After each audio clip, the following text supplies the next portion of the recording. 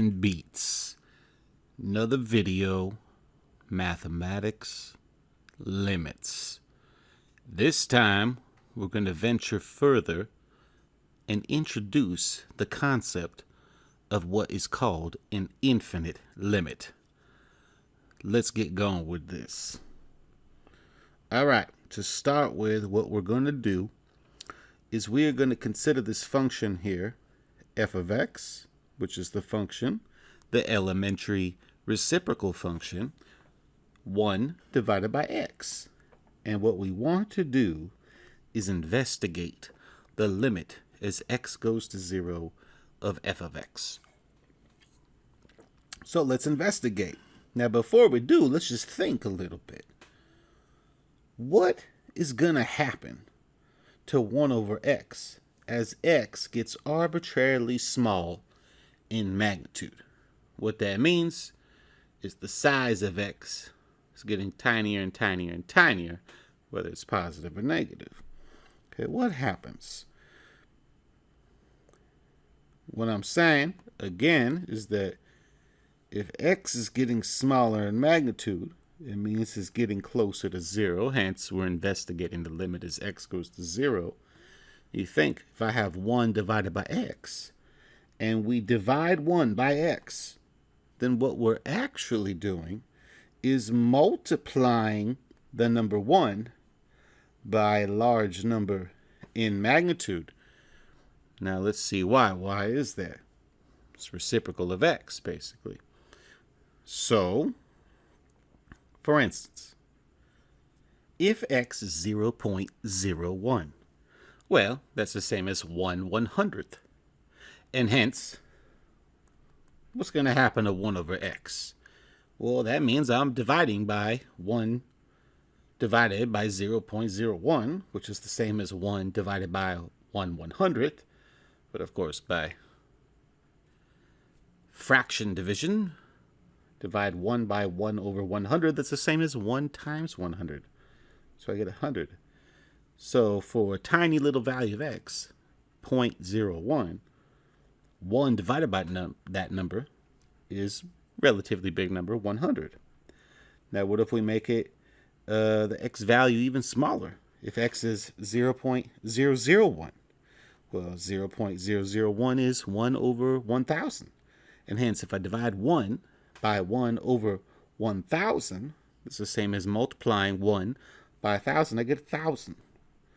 So you can kind of get the idea here is that as x gets tinier and tinier in magnitude, and these two different values of x, they were positive, then I'm going to be dividing 1 by a tinier and tinier number, and the entire expression is going to get gigantic in magnitude. And thus, you could imagine if we were to continue this, make x 0.00001, make x 0.00001, etc., etc. As x gets closer and closer to 0 from the right, in this case, since we're investigating positive values of x, then we can imagine that the function 1 over x is going to approach infinity. It's going to get larger and larger without bound. It's going to get gigantically large the smaller x gets on the right side of 0. Now, of course, if we were to look at negative values of x, super tiny, close to 0, then we'd be going through the exact same process.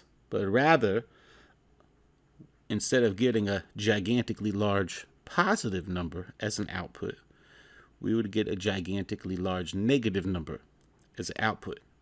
And so that's what we were talking about earlier, is that as x gets smaller in magnitude, whether it's getting closer to 0 from the right or closer to 0 from the left, the outputs are growing in magnitude. And the sign of it will depend on the sign of which side you're taking the value of x relative to 0. Now, these two little tables here exemplify exactly what we've been talking about, right? We look at these couple of values above specifically, and then I'm talking about, okay, if I'm going to divide by 0.0001, 1 divided by that, then I'm going to get an output of 10,000. Then I add even smaller place value here, 0.00001. Output is 100,000. You can imagine, just keep making the x's smaller, what's going to happen to the reciprocal function. Now, over here, what we're looking at is the exact same thing like I was mentioning a moment ago, except now the values of x are getting closer and closer to 0, but from the left-hand side. So negative values of x, but still super tiny in magnitude. And the outputs, as we see, are getting larger in magnitude, but now in the negative direction because the entire expression is now negative when inputting this value of x. And this is showing an idea. An idea which we're trying to get across in this video is the concept of a function approaching infinity or negative infinity as x approaches a particular number. Now, this table here on the left, what this is really showing is that it's showing that the limit as x approaches 0 from the right, because we're approaching from values from the right of x towards 0, of this function 1 over x is going to infinity. Closer we get to 0, the more gigantically this function gets, and it grows without bound in the positive direction, and hence we call that limit towards infinity. Now, on the right, the table is showing something very similar, but in this case, we're showing that, in this case, limit as x approaches 0 from the left, right? Because it's on the left-hand side of 0, and we're getting closer and closer to 0 from the left to the right. And as we're getting closer to 0 from the left, these outputs for 1 over x are getting gigantically large, but now in the negative direction, and hence we would say that the limit as x goes to 0 from the left of 1 over x is negative infinity. So this is what we're saying. This can happen. In fact, most often this happens if we have a vertical asymptote.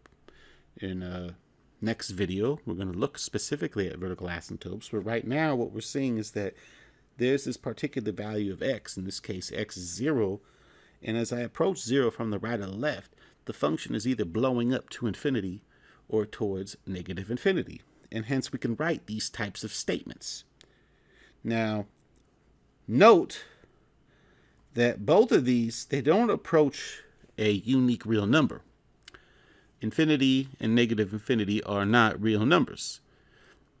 Just an idea, right? So both these limits, both limits don't exist. Okay?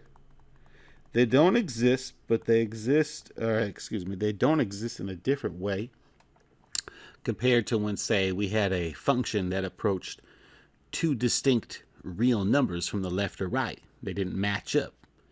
That limit didn't exist because the left and right hand limits didn't match up. But in this case, both sides of 0 from the left and from the right, yeah, they don't match up, but more importantly, they both approach a non-real number. They just approach infinity or negative infinity. So if that happens, we say the limit does not exist. But if we can give the details of infinity or negative infinity, then we do, because it tells us, oh yeah, it's behaving that particular way.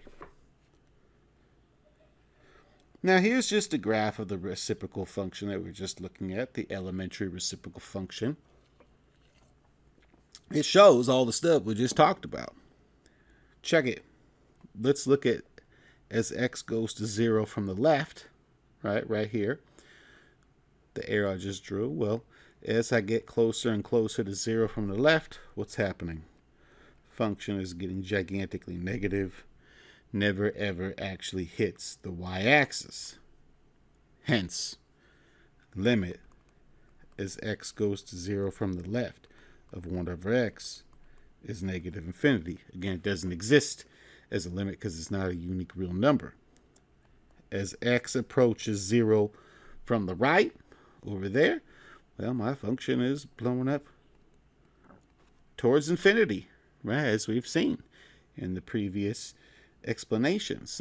And thus, this shows that the limit as x approaches 0 from the right of 1 over x is infinity. It blows up to infinity, doesn't ever get there, right? Both limits don't exist, but we can explain them through this notation. And so that's what this idea is of the limit approaching infinity. There's many functions that have this type of behavior, and this is the video where we introduce that behavior, and then we'll dive deeper into it. Now, before we conclude the video and look at another video where we get more specific, we want to look at a few general cases here. What's going to happen? Well, here's an example of a function that's doing basically the same thing that we just saw in 1 over x, right? In this case, if this is a function f of x in blue, and we're approaching in general x is a, look at on one side of a versus the other side of a, we're going towards two different infinities. So on the left side of a, limit x approaches a from the left of f of x, that equals negative infinity here. Whereas on the right side, limit as x approaches a from the right of f of x, that's approaching infinity. Again, both limits don't exist, but we could explain it this way. Here's another case, kind of the flip-flop case of what we just saw. This can happen too. Still, we have a function blowing up in magnitude as we approach the general number x is a from both sides, but now it's the opposite of what we saw before. So on the left side of a, limit as x approaches a from the left of this function, notice now it's going to positive infinity. And on the right side of x is a, as x gets close to a from the right, this function is approaching now negative infinity. Very similar to the one before, right? Except now it's kind of the opposite. They're approaching different directions, but both infinite in magnitude.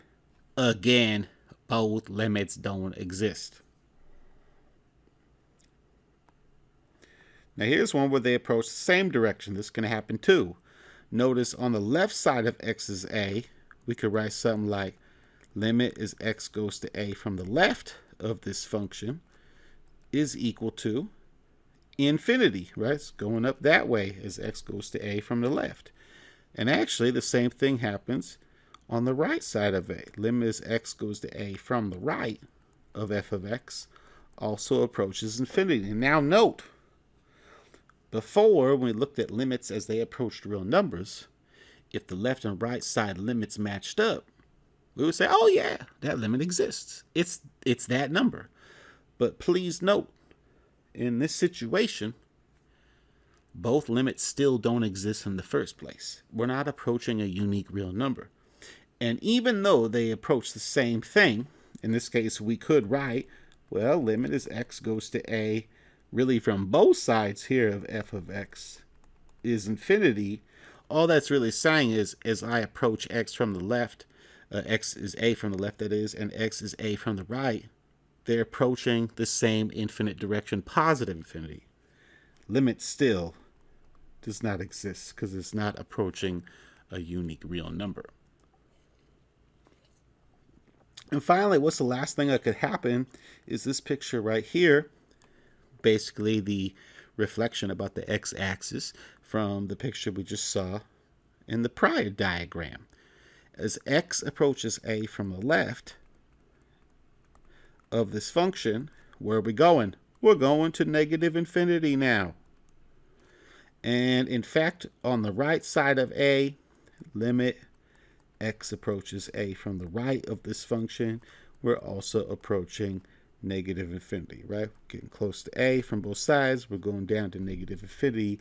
So in a case like this, when they both match up for infinite limits, we could just write the two-sided limit as x goes to a of f of x is infinity, noting the limit, again, still does not exist because it's not approaching a unique real number. So these types of things happen for various types of functions. And our goal is to get really good at investigating various types of functions and how to spot when this is happening, both symbolically, algebraically, and also graphically, and tying them into each other. And that's what the future video is going to be about on this topic specifically. So there's your introduction to the concept of an infinite limit. And we will look at more specific examples and also vertical asymptotes in the next video. Until then, all right then, math and